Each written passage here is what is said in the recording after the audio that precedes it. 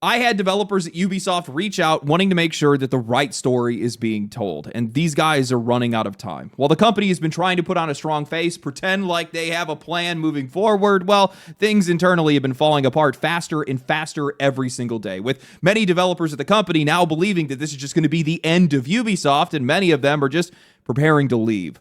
They've been telling me that there is new leadership that's being put in place that's completely unproven and never even worked on a game before. They've allegedly been lying about their entire plans to be able to save the company. Most of it's all just smoke and mirrors. They've been telling their employees to outright ignore player criticism because we don't know what we're talking about, apparently. And these guys still somehow believe that they are the king of open world games, at least in their eyes. And they've even gone as far as to shut down any conversations at the company around Expedition 33 or Dispatch, games coming from former Ubisoft employees because, well, they don't, really match up with the direction that the company is going in. And also, those games are kind of flukes. Ubisoft isn't listening to reason. They're not listening to their players. They're not listening to their developers. Hell, they just recently fired one for speaking out online. And now the company is sitting at its lowest point in history. So we have the developers coming out to set the record straight. Today's video is sponsored by Displate, and this one is perfect timing. With Valentine's Day coming up, Displate's custom displays is one of the easiest gift ideas I have ever seen. You can upload your own image, your photos, artwork, memories, whatever you want, and apply some built-in filters to give it a clean, polished look without actually having to do any of the extra work yourself.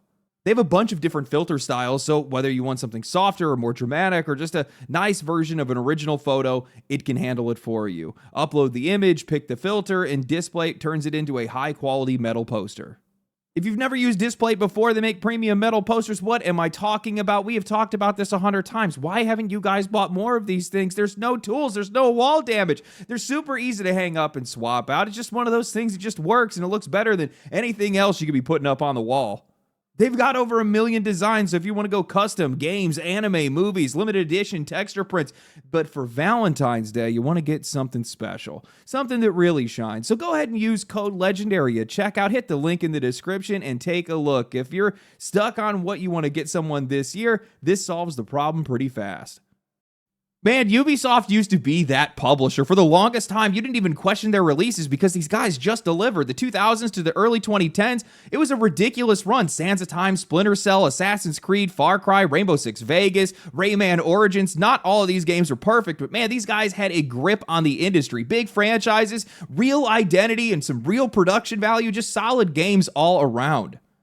Then somewhere in the mid-2010s, the crack started to show, and it stopped just being Ubisoft jank in some of their games, and it started just becoming the entire product. Unity was a disaster. Watch Dogs felt like one of the first times that a ton of people got sold one thing and shipped another. That game did not look anything like its trailers. And yeah, these guys still had some wins in that period. You had Siege and Origins, Far Cry 5, Wildlands, The Division 2, but the rot was already spreading. More formula, more padding, more copy-pasted open worlds full of a shitload of chores, and monetization creeping into everything until single player just barely even meant anything anymore.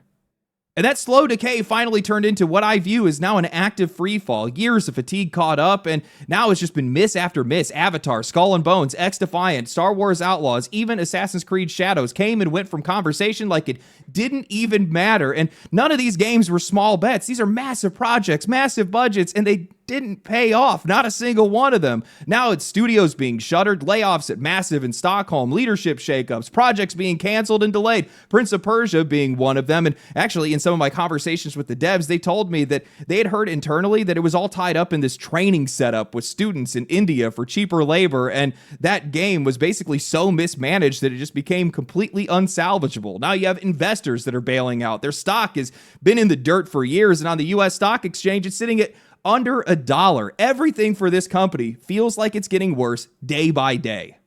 So yeah, when I say that Ubisoft is out of time, guys, I am not saying that for the title. I am saying that because that's what it looks like from the outside, and apparently that's exactly what it looks like from the inside.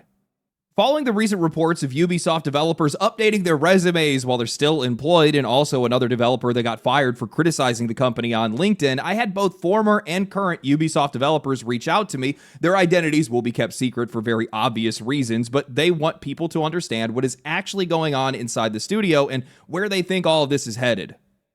First, I simply asked, how does it feel working there right now? And they answered, in one word, depressing. It feels like nothing can be done at our scale as employees, and the future looks even worse. I asked, do any of the developers see the light at the end of the tunnel, or do they just feel like they're on the Titanic at this point? They come back to me with, well, as far as I can see, there are three main views. One, I have a family, so I can't really move, so I just hope for the best. Two, I'm preparing my resume. And three, I'll probably just leave the industry. I then asked, with everything that's happening with the company, management, and the overall direction, do you guys feel like you're even making games for players anymore? They answered, most of the time it's hard to tell. Many just started working like it's a 9 to 5. I responded, well, is that the overall feeling right now? Most people have just checked out. Where do you guys think this company is headed? They respond, I don't think it's everyone yet, but most people think that the direction is delusional and gripping to the hope of releasing a bestseller like Valhalla at its peak at the pandemic or a Fortnite-like live service. I think that while some don't really think about it, many think that we're just going to end up bought by Tencent for IPs. Well, I'm going to say it's no wonder that these developers feel defeated. They know the company is underperforming. They're watching studios get shut down, watching layoffs roll through, hearing more about right-sizing and reorganizing like it's some sort of seasonal update for the company. You would think at some point these guys would see some real change, something that actually addresses why players have checked out, why we stopped buying their games, why their games pretty much across the board are underperforming. But instead, they have management that is clinging to the same idea over and over again, that they're somehow going to recreate the success of Valhalla, a game that blew up in a once-in-a-lifetime moment where the entire world was locked inside their house, while also chasing the live service dragon, thinking that they're the ones that are going to be able to crack it, even though publisher after publisher has tried and gotten humiliated for it. And the crazy part is that we don't even have to guess if that's the mindset, because Ubisoft's CEO basically said that outright in their investor briefing.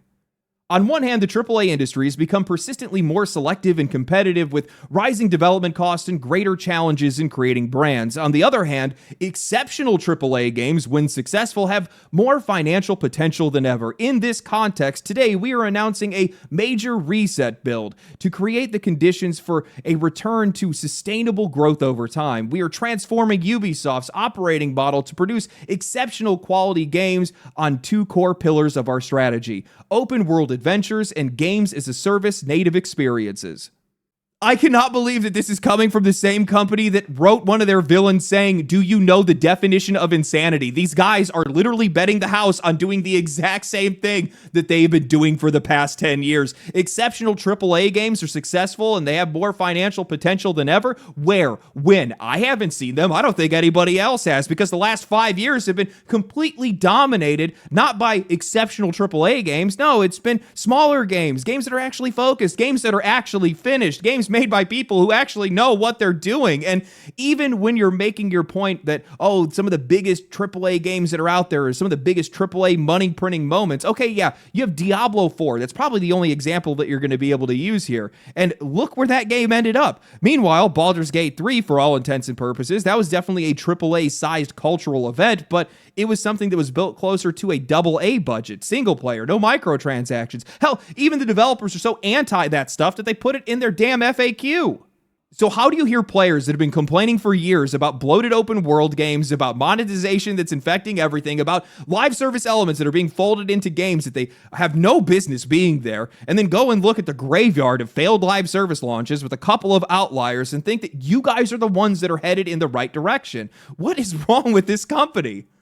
So I ended up asking the developers directly, are they just flat out ignoring player feedback? What has been their thoughts on how low players think of them? They responded, they are completely ignoring feedback. They think that the silent majority will keep buying games and microtransactions. The issue is with leadership that they still think that Ubisoft is leading the open world genre, so quality is never questioned despite the shortfalls of recent releases. I then asked, so management is flat out not learning their lessons and ignoring players and the teams. They responded, higher ups, yes. Lower management usually want to do something, but are powerless.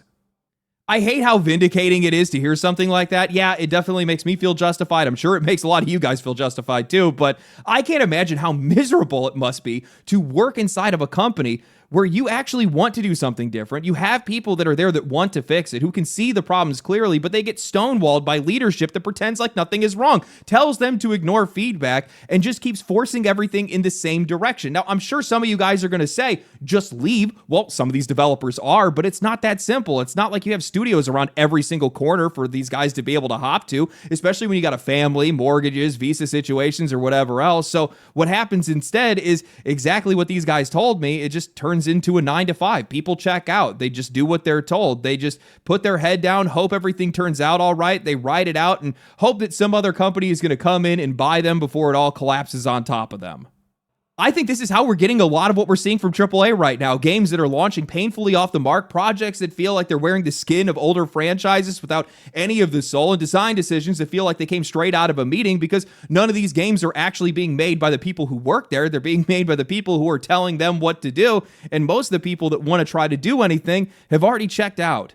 I've spent a lot of time talking to AAA developers, and I'm going to tell you guys right now, this is a problem that these guys run into all the time. They hear the players. They know what we're complaining about. They know that they can fix it. They see the way to be able to fix it. They want to fix it, but management steps in the way every single time. These guys want to fix mechanics. They want to fix character designs, the direction of some of these games. Some of these guys are even pushing back against live service, but management says no. They say that we are wrong, that we're the ones that don't know what we want, and they do know what we want, and then they force these developers to just press ahead. I don't understand how you manage a company this poorly. How do you not listen to your customers? How do you not see these obvious mistakes? How do you not recognize that you have hit an iceberg? Some of these people have been working at this company forever. Some of the guys are the people that owned it and operated it and founded the company, and they still don't see any of this stuff.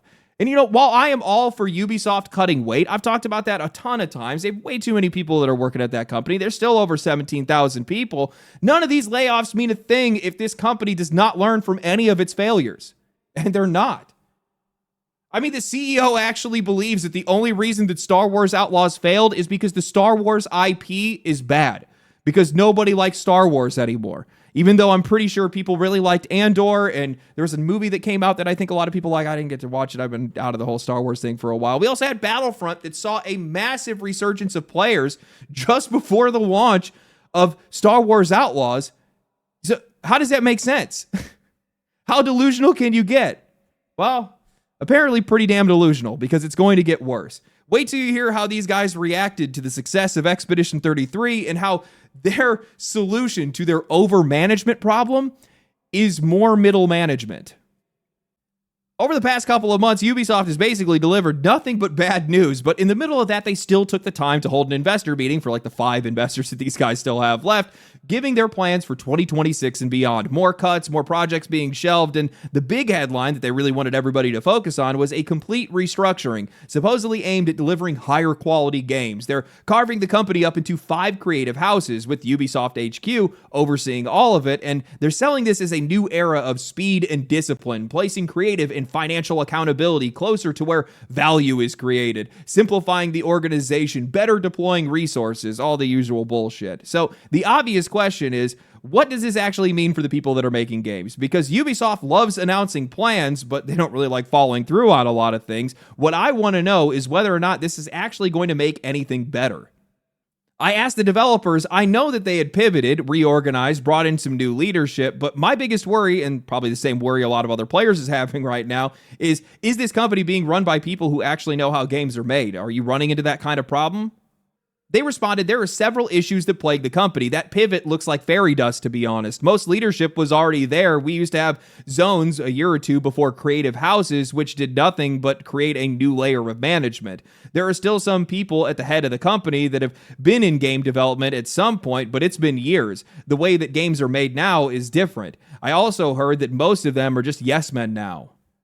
Okay, so this is where things are getting really good. So basically what they're saying is the restructuring is just a smokescreen. It's the same people, maybe a couple of new faces, but most of the leadership has been removed from the actual work for years, so many of them don't even understand how games are made today, which is making things even more difficult for the developers. They're essentially being given new management that hasn't worked on games in years or have never personally worked on a game before, all while the company is placing another layer of management on top of all of that to make things worse. Unable to believe what I was hearing, I asked them to clarify. Yeah, as I said, right now it's a bit chaotic. It feels not as planned as publicly showcased. Well, it wasn't really organized into creative houses, just there are now projects that belong into different ones within the organization in the same building.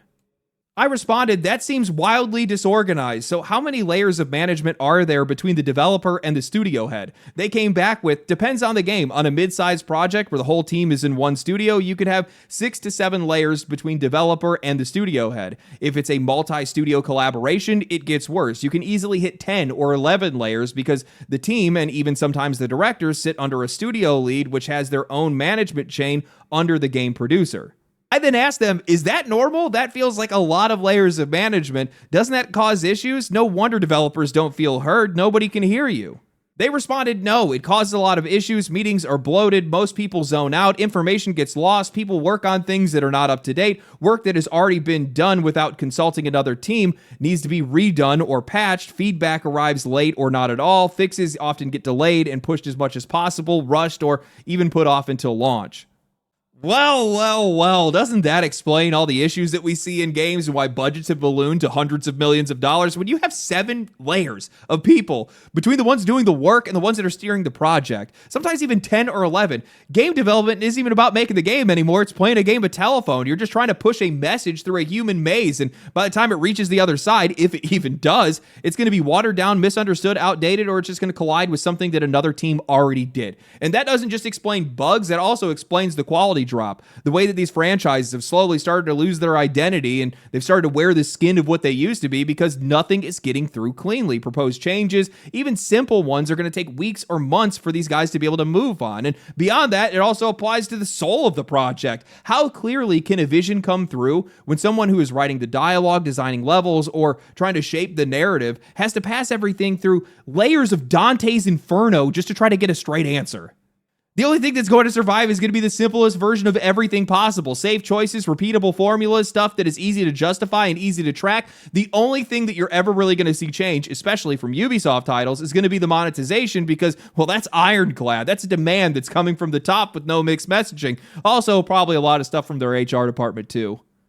I just don't get how you look at the past couple of years and think that doubling down is the answer. The industry has been rewarding the opposite right now. Tighter teams, tighter scopes, lower budgets, games with real identity. And yeah, AAA is still going to hit sometimes, but the conversation keeps getting swallowed by stuff like Silksong or Schedule 1 or Expedition 33. How are you not going to learn from that? Which then reminded me, for how big Expedition 33 got, even the French Prime Minister had shouted them out. Ubisoft was silent. So I asked the developers, what was the internal reaction to Sandfall's success, especially with former Ubisoft developers on that team, and did they learn anything from it?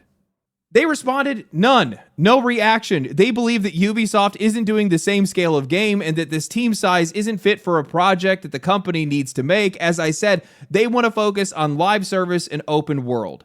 What the fuck? I had to pry further, so they just brushed it off. No internal discussion. They come back saying, many of the developers are players too, people that love the game, and they tried to bring it up to management saying, why don't we have projects like this? And they found 10 bullshit excuses to showcase how unrealistic it is and how we should ignore it in an internal Q&A. The famous, it's an exception. Executives said there are tons of other indie games like this that fail. Can you guys imagine being in that building and hearing that? You go and you play Expedition 33, you're hyped for the people that used to sit a couple of desks away from you, you see the whole industry light up over it, and you're thinking, finally, we have proof of concept that the smaller, focused, actually creative approach can still work, and your own executives look you in the face and go, nah.